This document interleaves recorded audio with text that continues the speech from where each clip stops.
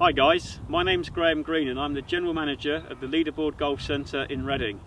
Now you may have wondered why I've just backed away from my putt, but similarly to what happened to Jim Furyk at the Heritage on Sunday afternoon, it's just happened to me here. And I just want to explain to you guys a little bit about exactly the rule and why Jim Furyk didn't actually get a penalty shot, but likewise why it did affect his mind on the putt. So what happened on Sunday? Jim came into his putt to roll it up the slope onto the green. As he took his stance and placed his putter down behind the ball, Jim thought that his ball moved. Now that's when he backed away and called in for a referee. Now obviously during that discussion the referee wanted to ascertain whether that ball had moved from its original spot.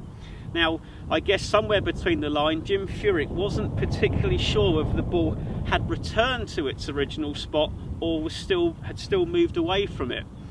Now because the referee and Jim both thought that in this circumstance the ball was deemed to be back on its original spot, there was no penalty and Jim continued. Now quite clearly it had affected his mindset for that round and he went on to 4-putt the green, unfortunately.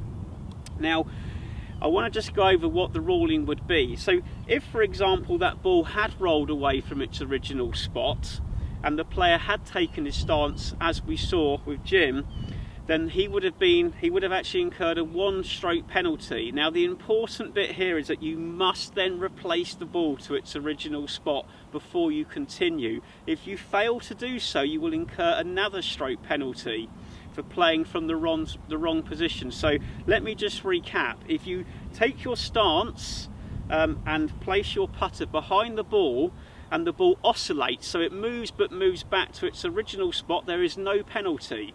If you follow that same example but the ball moves and doesn't return to its original spot, there is a 1-shot penalty and you must replace the ball then to the original spot before continuing.